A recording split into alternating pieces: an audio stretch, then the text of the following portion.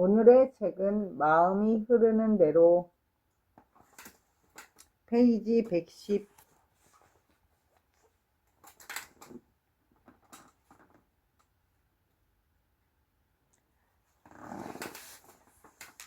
남보다 나를 더 존중해야 한다는 것.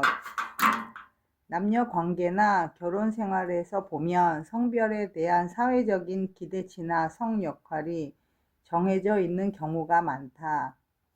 아이는 엄마가 키워야 한다든지, 힘을 쓰거나 물건을 고치는 일은 남자가 해야 할 일이라든지, 요리나 청소는 여자의 몫이라든가 하는 것들 말이다.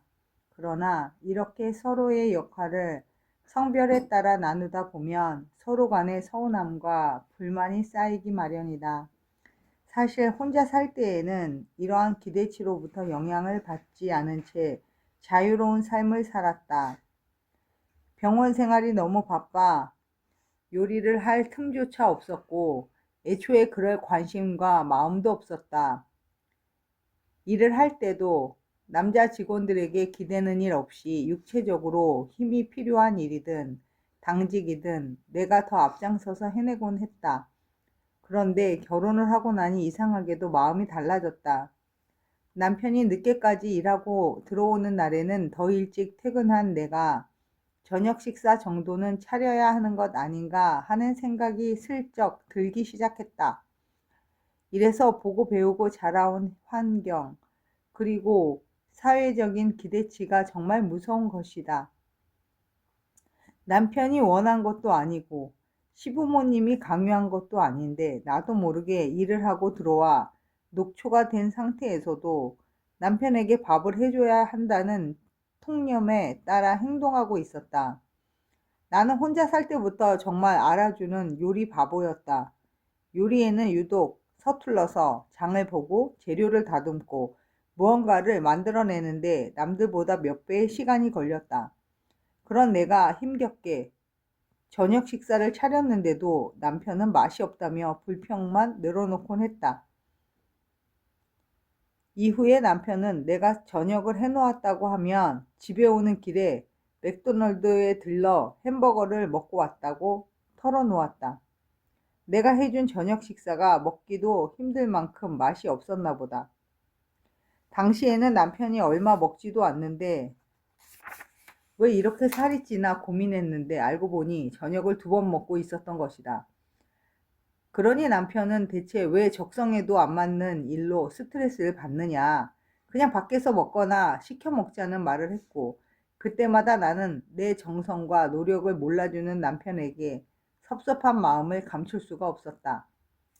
생각해보면 남편의 말은 하나도 틀린 게 없었다. 나 역시 남편만큼 바쁘게 일하는 사람이다. 2사람 다 한 끼 여유 있게 챙겨 먹기도 어려울 만큼 정신없이 하루를 보낸다. 게다가 요리 솜씨만 놓고 보면 나보다 남편이 훨씬 나았다. 그러니 굳이 논리적으로 따져보면 내가 요리를 해야 할 이유도 필요도 전혀 없었다. 청소나 빨래도 마찬가지였다.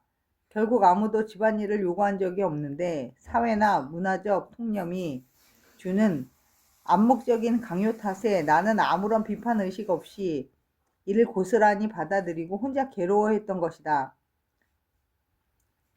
병이 나기 전까지 아무 의미 없는 수고는 계속됐다. 소질이 없는 살림이라도 스스로 해보려고 애를 썼다. 처음이니까 못하는 거야. 계속하면 분명히 실력이 늘 거야 하는 생각을 되뇌며 소위 말하는 아내의 역할을 수행하려고 애를 썼다. 그러나 병이 난 후에 체력이 완전히 바닥났고 요리와 청소는 내 삶의 우선순위에서 밀려나게 되었다. 그래서 복직을 한 후에는 남편에게 선언했다. 나 이제 요리를 해보려고 노력하지 않기로 했어. 내 마음을 아는지 모르는지 남편은 이제 더 이상 맛없는 음식을 먹지 않아도 된다는 안도감에 오히려 좋아했다.